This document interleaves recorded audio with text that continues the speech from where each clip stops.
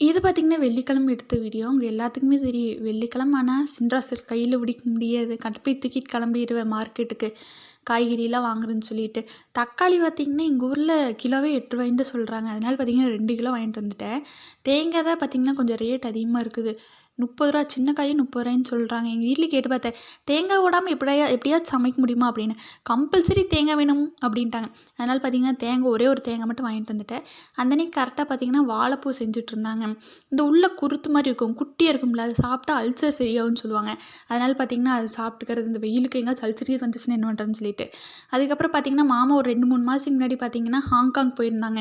அங்கேருந்து சாக்லேட் வாங்கிட்டு வந்திருந்தாங்க. அத சாப்பிடாமயே வச்சுட்டு இருந்தேன். அத சாப்பிடுன்னு சொல்லி எங்க அம்மா மிரட்டிட்டே இருந்தாங்க. இல்லைன்னா யாராச்சும் குடு அப்படின்னாங்க. எ நம்மளுக்கு சாக்லேட்னா ரொம்ப பிடிக்கும். பக்கத்து வீட்டு குழந்தைகளுக்குலாம் குடுத்தா அப்புறம் நம்மளுக்கு எப்படி அப்படின்னு சொல்லிட்டு பார்த்தீங்கன்னா, சரி நானே சாப்பிட்றேன் அப்படின்னு சொல்லி நானே சாப்பிட்றக்கு ஆரம்பிச்சுட்டேன்.